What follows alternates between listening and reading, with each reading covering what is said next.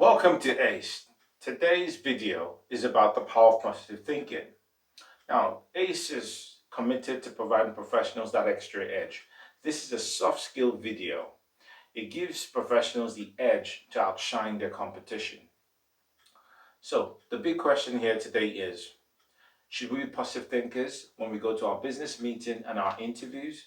Or should we do this on a more regular basis? Is there any science that back this up?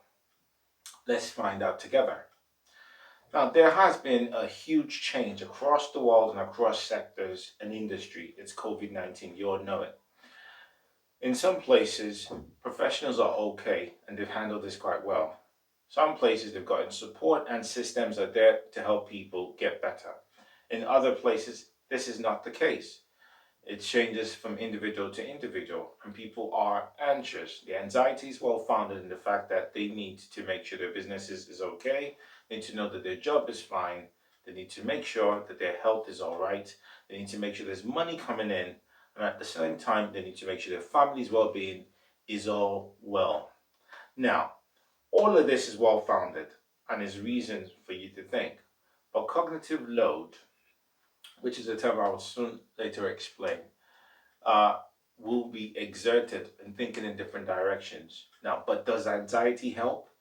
Let's find out.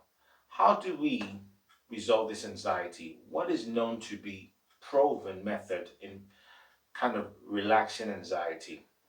Number one, scientists, after several studies, have found out that when you take your very first step in doing whatever you want to do, just take the step to start. This seems to numb anxiety, block it, or stop it. It puts an end to your anxiety because you've started, and then your momentum starts picking up. So you will kind of move up. Now, behavior scientists and psychologists, they've come up with this oversimplified categories of people, and these categories of people may interpret things quite differently. So the optimist and then the pessimist. Now, there's two simple categories that have ranges. They have the realism range and they have the denialism range. So the realist or the denialist, let's find out. So a pessimist, realist, what do? 40 to 60%. They believe external world or real life factors have an impact on them than they do outside. So they expect the worst to kind of happen because they think things are out of their control. They don't blame themselves to it too much, but they say it's more real world feedback. Let's go to pessimistic denialist. Now, pessimistic denialists can be a little bit more difficult. They're 90 to 10. They believe majority of what happens is actually how the world takes whatever they do has nothing to do with them, but more on the side of the world. Now, scientists have found out some data to prove things like this. So they are studying to find out, is it realistic people that become more pessimistic, or does depression make people more realistic? We're not quite sure. So they're trying to find out if depression makes people more realistic or realist people just are prone to depression on a regular basis. So this comes towards the pessimistic denialist. And also they say 10%, this is also another data, so 10% of people with cancer, stage 3 or stage 4, that have not done anything about their relationships in terms of improving their relationships with the outside world or basically being more considerate and compassionate, they seem to have more likelihood, chances that they might suffer from depression. Again, that's all some other facts. But there is more research that needs to be done into this so we can find out more information to help people cope much better. Let's go to the optimistic side of the spectrum.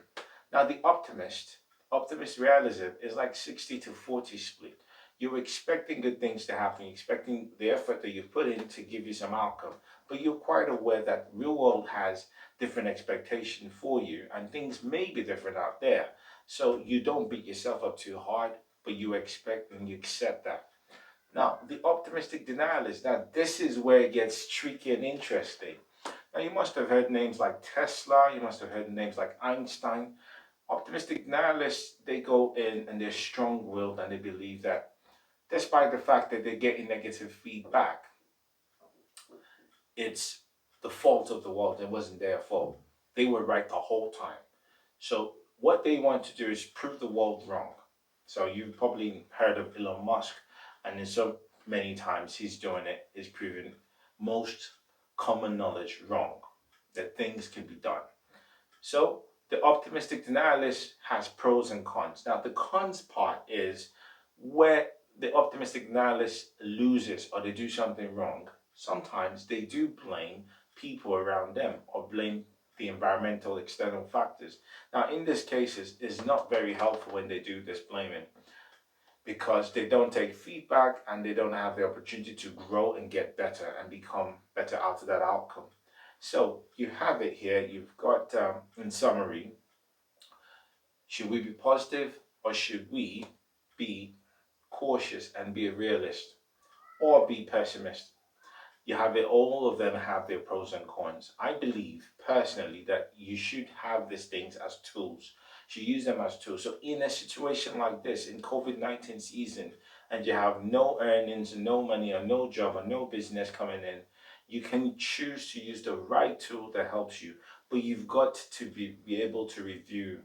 You've got to be objective to a point where when you do not need the tool, when things are getting back to normal, when it stopped and numbed your pain of anxiety, of overloading your cognitive load, you can go back to normal. So the science says that when you're pessimistic, it actually increases your cognitive load.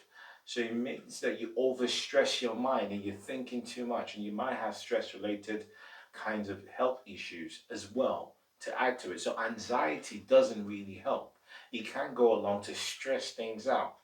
However, if you are thinking positive, they say it has a also counteractive impact. It increases or reduces your cognitive load, increases your chances to get better from stress. You deal with things better, but you're better off using this as a tool rather than becoming this way in one particular rigid way. I don't think human beings are rigid. I think we're flexible and we could switch to different parts of our personality to help us survive and evolve better. So there is a test that I have for you if you want to know if you're honest with yourself. It's a 7 point test. If you drop me a comment and put your email address there, I'll send you a test. You can self-grade yourself. You have no need to tell anybody. But if you do want to show me and share, by all means, please do. I'd like to know more about how people feel. Now, if you want to get more content like this, I'd say subscribe. Also, you can go to the website www.aceprofessionals.org.